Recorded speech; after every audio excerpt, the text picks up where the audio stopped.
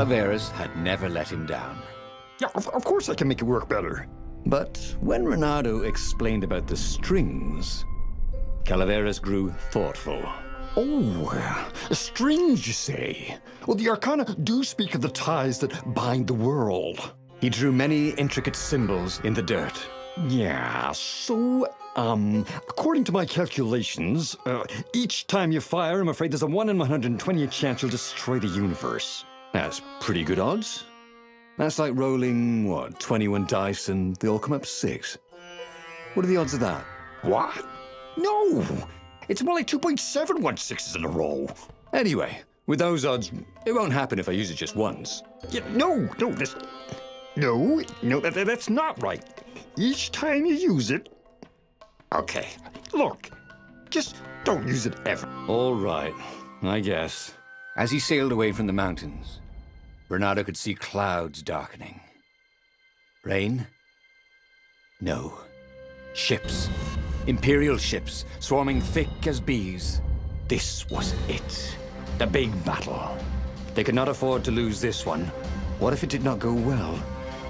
What if he had to use the skyripper? Could he gamble the universe? On the other hand, what were the odds of rolling 21 6s in a row?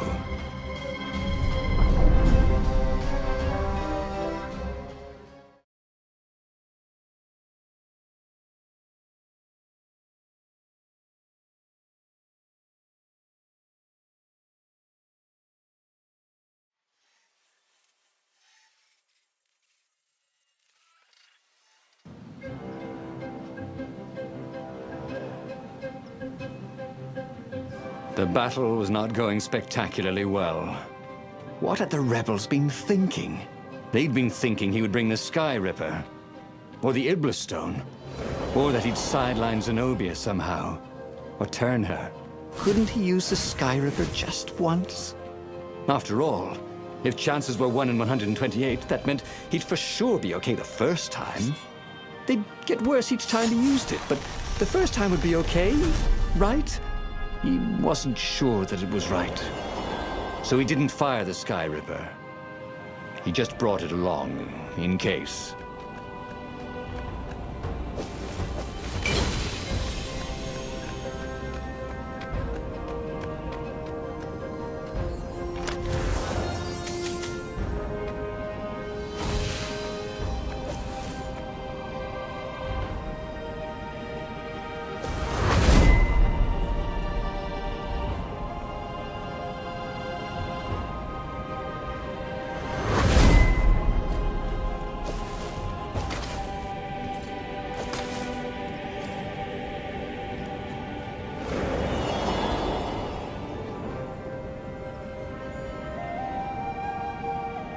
Someone had told him the odds didn't change just because you'd had a streak of good luck. His gut told him that was wrong, though. And he always listened to his gut. On the other hand, 128 chances to win. But one of them, he'd destroy the universe. Ooh, that seemed a bit serious. Maybe he could defeat the Emperor without firing the skyripper. Maybe he could bluff, but with a real weapon. Like in cards, when you had 3 names, but you pretended you had a fizz-bin. That could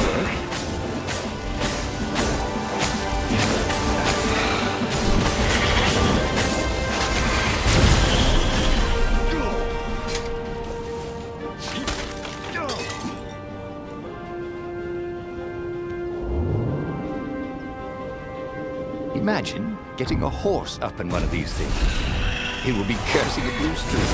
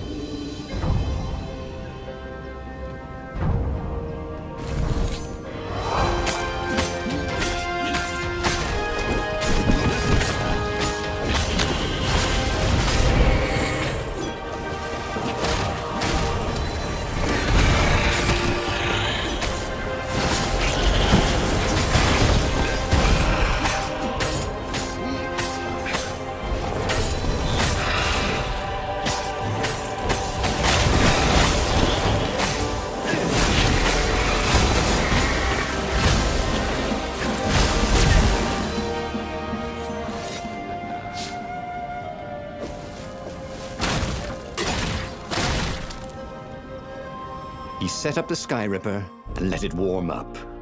He would bluff if he had to.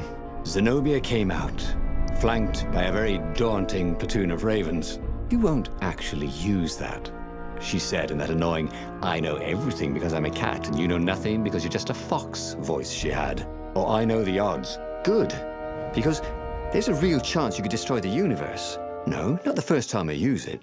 The odds are too low." "What? No? Yeah, sure. The first time, the odds are practically nothing. They only go up if I use it a bunch more times." "No, but that's not how odds work. Didn't you pay attention in class?" "Now surrender, or I'll use it. Just once," he said. "Don't." He felt sure the odds were with him. He had to go with his gut. That's what heroes do. "Fire," he said. "Please?" The skyripper fired. With a tremendous whoosh, the Emperor's flagship went up in flames. It was awesome. Then he noticed there was a hole in the air. A blackness, like a tear in a parchment. Wind was blowing into it, widening it.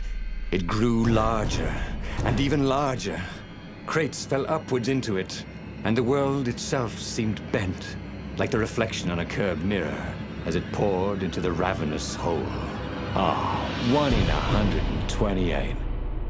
What are the odds? Thought Fernando, and then everything fell into the hole and was gone. He should go back to some of the choices he'd faced before. Maybe there were new paths that had opened up, like those doors he was opening up all over the map that took him to new treasures and around his enemies. But he'd learned another true thing. The core was powerful, but dangerous if used improperly.